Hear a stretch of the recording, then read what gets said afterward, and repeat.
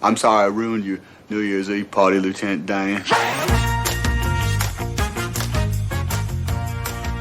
Welcome to The Internet Says It's True, a show where we learn something new every week, part of the WCBE podcast experience. My name is Michael Kent. I hope you had a fantastic holiday and got to spend some time with friends and family. I'm taking a few weeks off from new episodes while I have some remodeling done on the house and while I celebrate Christmas with my family. So I've chosen a few episodes from the past. In the meantime, you can give me the ultimate holiday gift this year by going to the Apple Podcast app and leaving a 5-star review along with a couple words. If you can't afford to help out via the Patreon this year, that would be an amazing way to say thank you and happy holidays for free. Now, today's episode was originally released on January 4th of 2021, and the topic came to us from Rebecca. This is Rebecca from Portland, Oregon. I learned that the ball drop that we are used to in Times Square actually goes back to England in the early 1800s, in which ship captains would use something similar in the ports to tell accurate time when they were at sea. There are two traditions that are very popular that I just don't understand. One of them is specific to where I live here in Columbus, Ohio. Every year when Ohio State plays Michigan, students of OSU jump into the freezing cold Mirror Lake on campus. I've never understood it. The other is New Year's Eve in Times Square. I've never, not once, watched it on television and thought, that looks like fun. And I love being around people. I just don't love being around people in the freezing cold for hours without being able to leave with very few bathrooms. I have some friends who have been, and they said if you really want a good spot in Times Square on New Year's Eve, you have to be there the day before, which is ridiculous. But regardless of what I think, those things are very popular. And I've watched the ball drop in Times Square ever since I was a kid. Let's take a look and see where this whole thing started.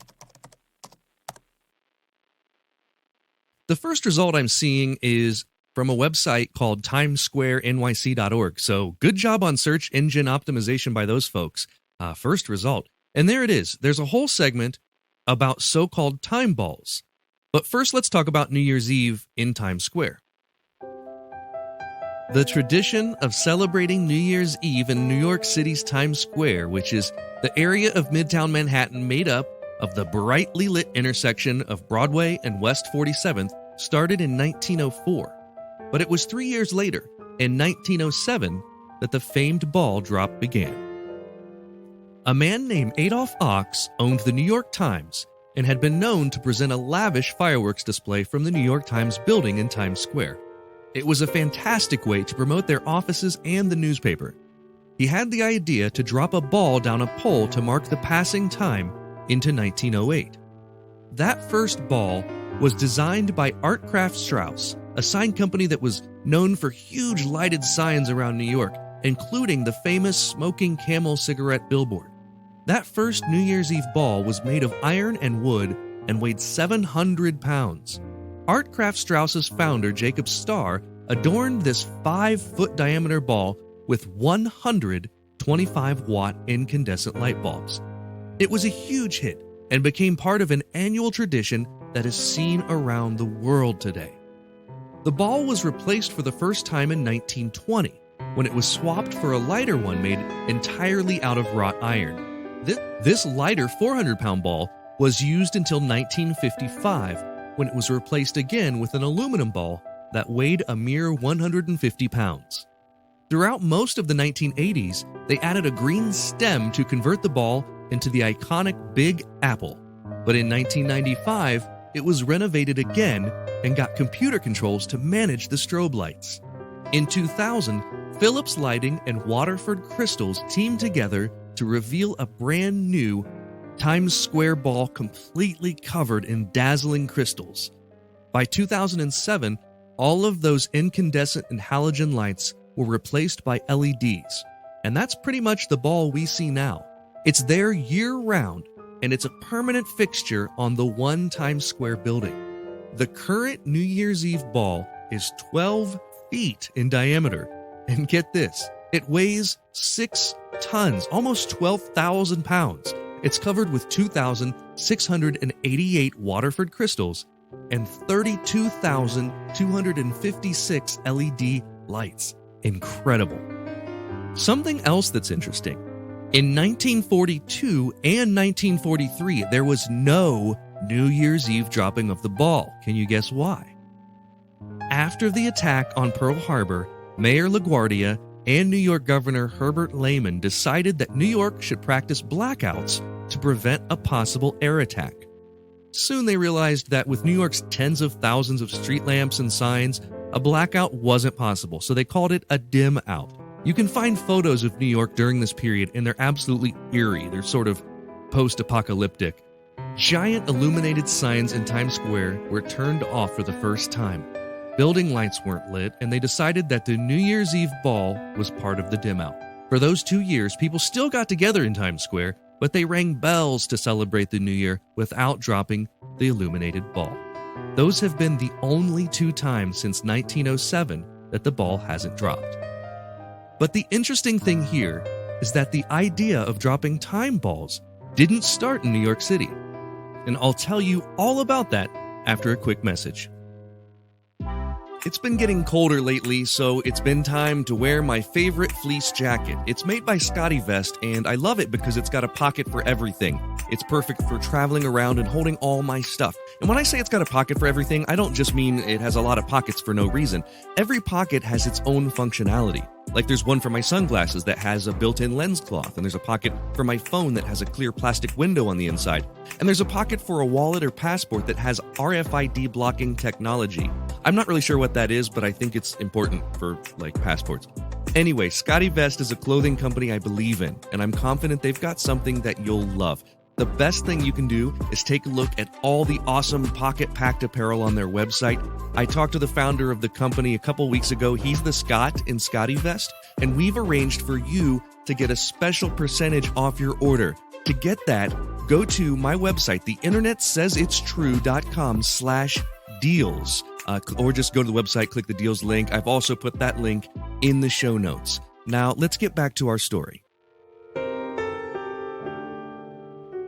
In 1833, England's Royal Observatory in Greenwich installed a time ball. It was an idea that had been used 4 years earlier in Portsmouth, England by Robert Watchhope. The Royal Observatory is a building that runs through the prime meridian and has played a major role in astronomy and navigation throughout history. GMT, Greenwich Mean Time, begins here at this building.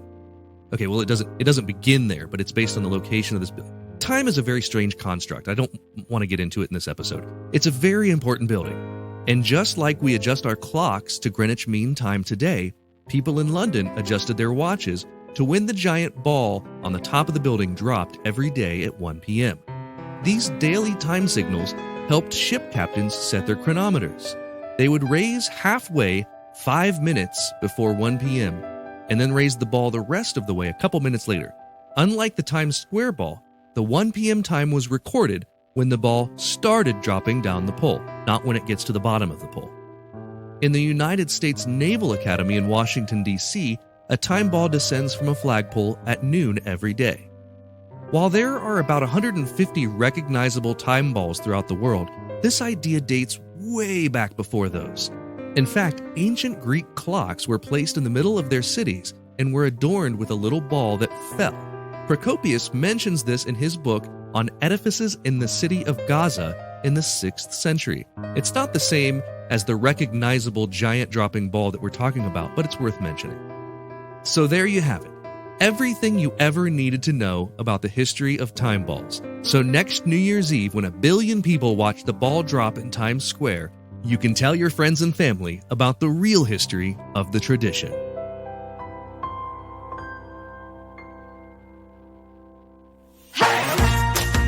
It's time for the part of the podcast where I call a friend and see if they already know what we just learned. Today, I've invited my good friend Peter Boie on the show. Peter is a fantastic magician and an all-around good dude. When I asked him to come on the show to play the quiz, he said, "What am I being quizzed on?" And I didn't tell him. So since he's a little apprehensive, we're going to make the first question super weird. Hey, what's up, Mike? Hey, what's going on, man? Good to see you, Peter. You too, man. How are things in Maine?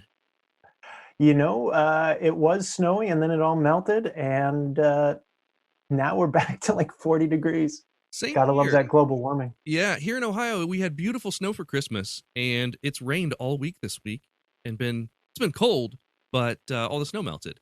So I'm waiting for more snow so I can go out and take some more photos. Photography has been my respite from doing shows and the stress of the holidays. And so as opposed to just day drinking, I'm going out and shooting photos. Man, my respite, I got a PS5 for Christmas. Oh, that's amazing. I got the gift no one can get. That's so good. And I knew I was getting it beforehand, so I went out and bought a really awesome 55-inch OLED TV for my office. Yes. And it's amazing. I just, after the kid goes to bed, I'm just up drinking whiskey, playing PS5 until midnight and 1 o'clock every night. I'm jealous. So you don't know what this episode is about, and I like to do that on purpose. So your first question, you're in your studio, correct? Correct. Okay. And for the record, I'm nervous. I have no clue what you're going to ask me right now. I know. I could tell you were a little nervous from when I texted you. So the first question is this. I've had something unusual placed in your house. So you're currently sitting in your studio. You should be able to see it from where you are. So I want you to look around. And I'm just kidding. I don't have anything placed in your house. I knew you were nervous and I wanted to freak you out a little bit. No. So I was seriously looking. I was like, is it a So for this first question, there are some stakes to each one of these. If you get it right, I have to go upstairs and do the dishes when we're done recording. If you get it wrong, you have to do the dishes at your house if there are any. So when we're done recording, this is for doing the dishes. So here's your question. A popular tradition in New York City was inspired by something in England that was invented to help sailors. Which one of these was it? A, the chin flick hand gesture, where one hand flicks from under the chin with the back of the hand toward another person. B, the dropping of a ball to ring in the new year. Or C, wearing all black all the time.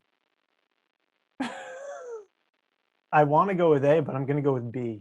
You're right. It's B. The dropping of the ball to ring in the new year was an old maritime tradition so that chronometers and clocks could be set. And it goes back to the middle 1800s. So you got that right. When we're done here, I will go upstairs and do the dishes. And you don't have to. You can tell your wife I said it was okay. Question 2. For this question, we're playing for $100 to be donated by you to a charity of your choice spread throughout your lifetime. So if you get it wrong, you have to give $100 to any charity throughout your life, and it can be split between multiple charities. So $100, and you have until you die to do this. If you get it right, I have to say any tongue twister you choose. So you get to choose a tongue twister, and I will try to say it. So, again, this is a multiple choice question with 3 options. The current Times Square ball weighs how much? Oh, yeah. This is like how many jelly beans are in the jar? It is. There's very little frame of reference with a giant ball that's, several hundred feet away from any single person that we watch on television. Okay. The current Times Square ball weighs how much? A, 6 tons. B, 800 pounds. C, 150 pounds. I don't think it weighs over a ton. I'm going to scratch that off the list. I think 150 is a little too light. I'm going with 800 pounds. 800 pounds? Oh, I'm sorry. The answer, believe it or not, Peter, is 6 tons. 6 tons? The current ball. You're kidding me. This is from the Times Square's own website. What? The official weight is just under 6 tons, 11,875 pounds. Unbelievable. So I guess that makes sense. Yeah. To make it solid. But, I figured they had LED lighting, so it might take off a few pounds. So All right. Well, you are philanthropy through quizzes. So that's right. I'll donate $100 this week to a charity. You don't have to do it this week. I mean, No, that's I'm super gonna do cool it of this you, week. but you don't have You to do it know, this week. If you do it this week, let us know. I'll post it on the Tell Me What to Google page, and we'll let everyone know. But you have until you die you could split it up $1 a day for the next 100 days if you wanted, and you could do 100 different charities. That one is totally up to you how you split that up. Question 3. If you get this one right, I'll post an embarrassing video of me on Facebook. If you miss it, you have to do the same. I know we have both shared embarrassing videos of each other with each other. I've seen embarrassing magic videos of you. You've seen embarrassing magic videos of me. And I will post one of my choice on Facebook if you get it right. Not the floating table video, but anything else. And those of you listening will never know what I'm referring to because that is in-person friends only and never. Maybe Patreon one day will see that video. Here's the question. In 1942 and 1943, the ball did not drop in Times Square. Why not? I'm guessing World War II. That's absolutely correct. World War II, they were concerned with being bombed from the air, so they turned all the lights out. Embarrassing video. So the table video, I think you specifically said you'd do the table video on Facebook. I will not be posting that one. How about this one? I have the video of me at like 11 years old doing a talent show, and I'll post that. I think I've posted it before, but it's been a while. Question 4. This one is going to be hard. There are a couple steps to it. If you get it right, I will mail you a Tell Me What to Google sticker. These are normally only available to Patreon subscribers. If you get it wrong, you have to mail me something from your home in Maine. You can choose anything and just mail it to me. Like a couch? Literally anything. I don't have room for a couch, but I'll sell it or donate it or something. It's your choice. Okay. I'm not putting any limits to this. You can mail me. I don't even care. You can just mail me whatever you find. You can mail me that. I don't want to lose, so I could mail you something. Well, it's the ball is in your court. No pun intended. In the 80s, the ball was transformed into the shape of a fruit for a few years. Without naming the fruit, name one other person who was famous for that fruit. Oh my God. In the 80s. The first comes to mind is Apple, because Steve Jobs was famous for Apple, and that would make sense. But judging by the look on your face, I'm not thinking I'm getting it correct. No, that is right. You got it right. I was just giving you a poker face because I wanted to see what else you'd say. I didn't want to say one thing or the other. But that would have been good. I also would have accepted Isaac Newton. There are many answers that we could have had. We could have had Johnny Appleseed. But yes, in the 80s, the ball was transformed into an apple for the Big Apple, for the I Heart New York campaign. The Big Apple. Yeah, and so there you go. You've got that one right, which means I will mail you a Tell Me What to Google sticker, and when you get it, you'll get my return address on the envelope. You can choose if you'd like to mail me anything if you are trying to get rid of stuff in your home. I have noticed you've been selling magic stuff on Facebook lately, so maybe if you want to send me one of those things, I'd be fine with that. All right, the one that... Or the Peter Boie t-shirts you've been trying to get rid of for a year. I'll take one of those too. I've already got one, but I'll take another one. How many do you want? I don't know. I got 2 boxes. I'm gaining weight during the pandemic, so I might need to keep going up in size. Question 5. This one is for all the marbles. If you get this wrong, I am banning you from the show, never to be asked on again. Oh, God. Here's your question. That's a big ego hit. Yeah, this one is huge. Here's your question. Where can people find out more about Peter Boie? I know this one. Michael Kent Live. You can go to my website, peterboie.com, or petermagician.com if you don't want to spell Bois, because that takes you to the same spot. Peter Boie. It's Boie, Boie. Or you can go to petermagician.com. If you have gotten that one right, you will be asked on the show again, should you choose to. Thank you so much for coming on, man. It's fantastic. I'd love to have you again sometime, and Happy New Year, Peter. Yeah, man. Thanks for having me. I had a blast, and Happy New Year to you, too. Well, that is all for this week. Thanks so much to Rebecca for the topic and to Peter Boie for being my guest. Here's a kid who's not allowed to stay up to watch the ball drop. Thank you for listening to The Internet Says It's True. Don't forget to join up on Patreon if you want to see the unedited video of the guest appearance or to hear bonus episodes. You can do that at patreon.com/Michael Kent. Also, if you learned something that you didn't already know from the show, please visit iTunes and leave us a review with 5 stars and a few words.